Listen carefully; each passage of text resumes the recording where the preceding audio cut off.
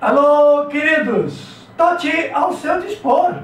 Estou regravando este vídeo, porque ele não saiu legal como você merece. Trata-se da inércia e a massa. O que é inércia? É o princípio fundamental da matéria, que se trata do seguinte: um corpo humano ou um corpo material qualquer, por si só, não pode mudar sua posição de repouso ou de movimento. Não pode mudar. É a inércia total. Um automóvel que está parado, para ele se movimentar, ou a gente empurra, dá força para ele, ou liga o motor, que com a queima do combustível produz energia e faz o carro andar. Agora, o carro sozinho não sai do lugar. Da mesma forma, quando tu está dentro do carro e há uma freada brusca, o que acontece? Tu bate a cara no para-brisa, ou aciona o airbag, ou como eu, que ando de ônibus circular, estou num ônibus em movimento. O ônibus freia abruptamente. Para onde é que eu vou? Eu vou lá bater a cara no que está na minha frente. Será? Por quê? Porque um corpo em movimento não pode, por si só, interromper o movimento. O ônibus andando, eu estou andando junto com o ônibus. O ônibus freia porque ele tem o seu sistema de frenagem. Agora, eu não tenho como frear. O movimento continua. Portanto, um corpo, por si só, comprovado pelo que eu falei, não pode mudar sua posição de repouso ou de movimento. E comparando um carro pequeno e um carro grande, nós temos uma diferença muito grande na massa. Um carro pequeno, ele tem massa baixa, pequena, muitos quilos, mas muito abaixo das toneladas de uma jamanta. Muito bem. Então, massa e a inércia.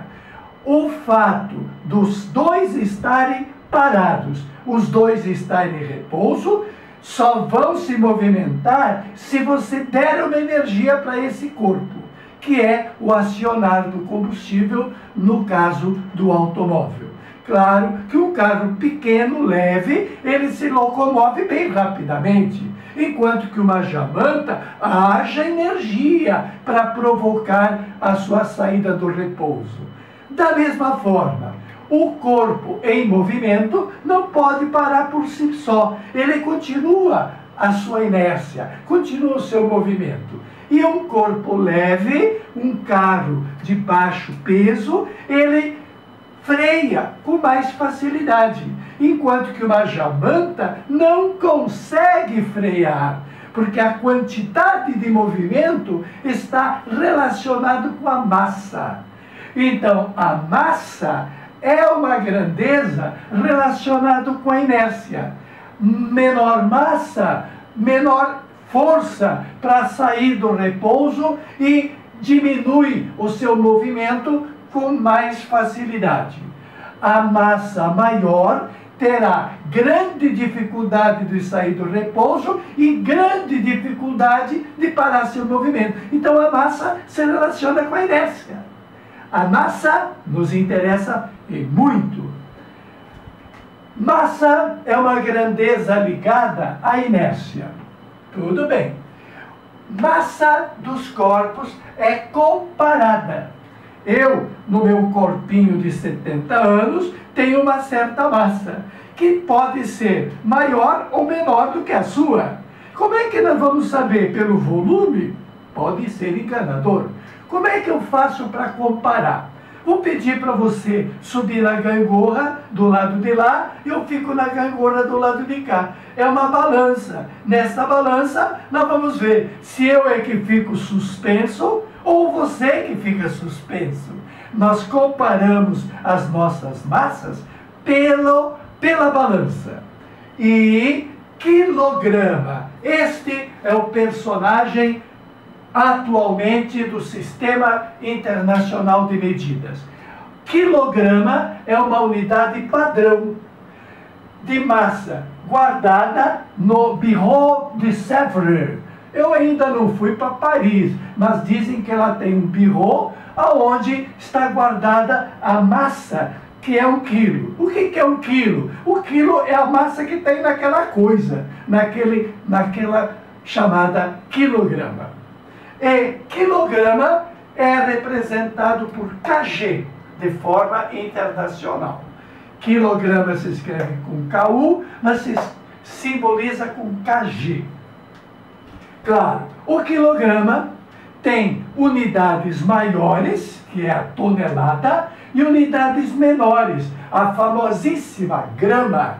1 grama. Aqui é enganador, já me enganou muito. Grama está no gênero feminino, mas é masculino. É 1 grama, não é 1 grama, é 1 grama. Bom, teu português é ensinado por outra pessoa com muito carinho. Bom, então o quilograma tem os seus múltiplos maiores e tem os seus submúltiplos. Esta aulinha era quando você tinha calças curtas, se é que antigamente se usava calça curta e hoje não se usa. Claro que mudou. O quilograma é a milésima parte da tonelada. Tonelada, quilograma, grama.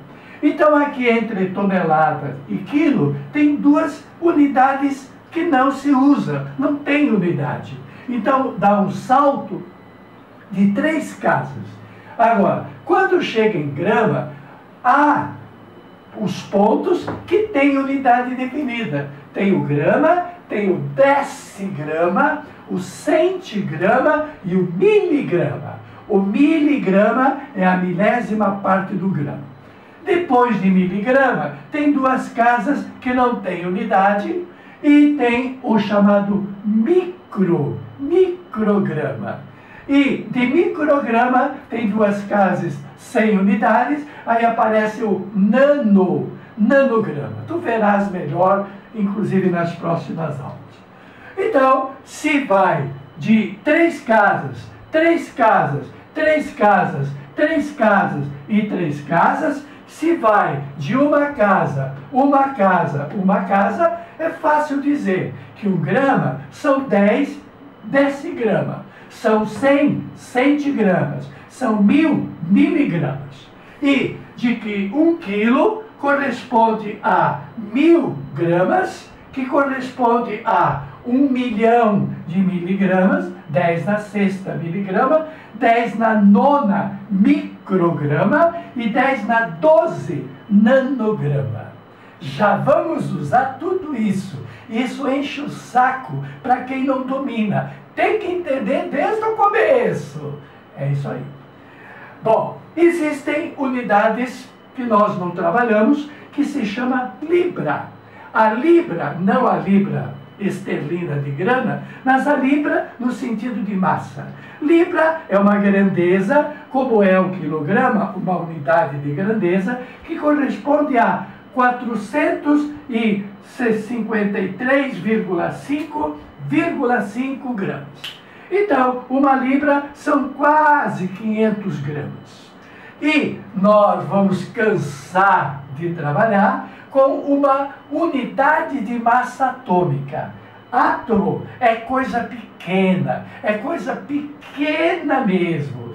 Uma unidade de massa dos átomos corresponde a 10 na menos 24 gramas. Você, bom de matemática, para você ter uma ideia de quanto é a massa de um átomozinho, que tenha uma unidade apenas, tu teria que pegar essa vírgula e recuar 24 casas. É uma ninharia. Como é muito pouco, nós químicos espertos chamamos de esta unidade de massa atômica é uma unidade. Uma unidade de massa dos átomos é em gramas. Então a referência, tanto para libra quanto para a unidade de massa atômica, a referência é o grama. O grama é um personagem muito importante no nosso dia a dia. Tati, ao seu dispor.